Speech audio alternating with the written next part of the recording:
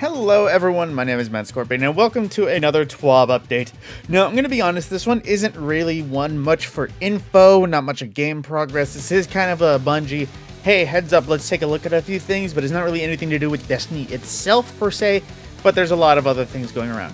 So one of the first things they cover is the, wait, hang on, let's see what this is. This is always funny. Oh, cat. Okay.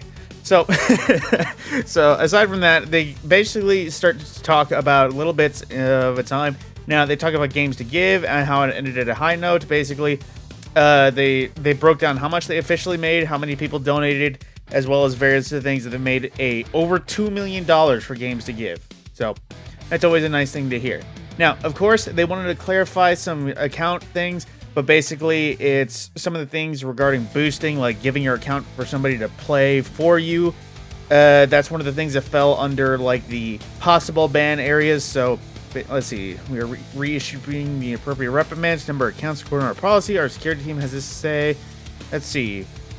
Bungie adjusted its policy to clarify the account recovery boosting and players that benefit from these servers were in violation of terms of service. Since then, we have closely monitored suspected activity and issued our first ban wave against identified violators. We want to assure the community that we will fairly enforce our policy. So if you're one of those people that has a friend that is regularly going flawless, but you give them your accounts to take it flawless as opposed to just doing it with them, that's a chance for you to get banned. So, you know, there you go.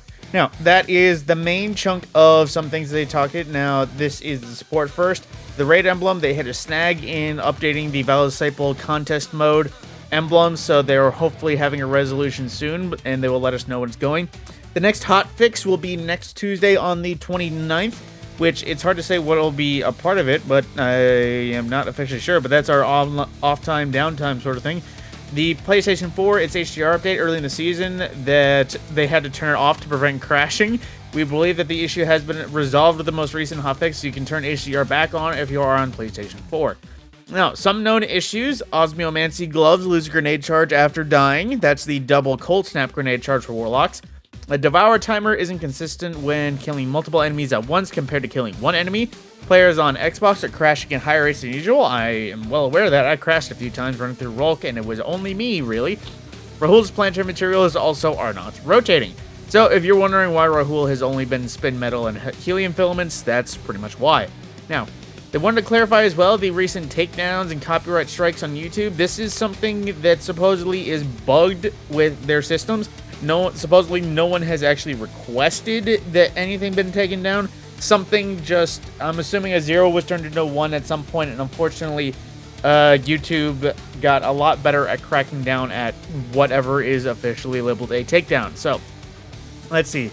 Included a link to our intellectual property guidelines, which can be found here, which I pretty much would be the limits that everyone has with Bungie's content as well as various other things. Now, Google has confirmed the accounts that have submitted fraudulent legal requests to YouTube have been terminated. There's basically one of those people that only report accounts just for the sake of trying to get them banned without ever actually having a good reason. So, you know.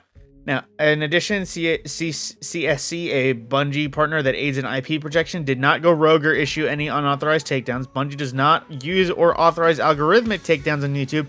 Any actions by CSC are reviewed and authorized by Bungie. Because these are human processes and rare occurrence, human error has occurred in which we have quickly worked to correct any issues.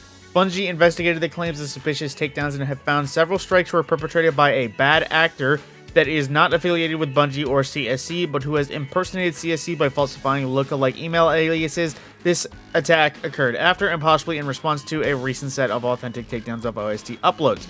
So, there is very possible that somebody just kind of hacked at Bungie and YouTube and started taking stuff down as revenge, or if my stuff got taken down, no one else can have their stuff. So, you know, there's a bunch of stuff going on there. Now, going forward, we will be allowing certain Destiny music tracks to be uploaded to channels for archival purposes. For those creators interested in this type of content, the guidelines below should be reviewed. It can't be an ODST or OST song that Bungie has already released or posted elsewhere publicly. The content cannot be monetized, and the creator needs to obtain permission from Bungie by contacting that email specifically. So, if you're one of those channels like Promethean Archive, I think it was, that literally just uploaded Destiny music, you just gotta... You can't make money off of their music, obviously. That's kind of cheap, and they have to get it approved to share it. So, you know, If you're one of the people that just uses Bungie music but doesn't really just do that, I suppose you're fine. I mean, I've used Bungie music from time to time. I don't think any of my videos were taken down. So, that was pretty much everything. We got more movies of the week and various new arts of the week, which this looks killer. Props to, let's see, who is this? Ali Kassir or Aslar on Twitter. That looks freaking mint. As well as this meme. This is... I'm scrolling past it. It's funny, but I don't like it. And then somehow Destiny Basketball against the Hive. However, it got to that. And now they also wanted to remind us that if you're one of the people that did or finished the raid, I believe by the 15th, by the or before 2 weeks after Vow of the Disciple came out, you have until March 31st to buy the raid jacket. So if you have any interest in doing that, you have at least until, let's see, what would this be? Let's see, this going out on Thursday. The 31st would be next Thursday. So there you go. Now, that was pretty much everything that they have for us. A very short and sweet TWAB. And with that, my name is Matt Scorpion, and I will see you in the next video.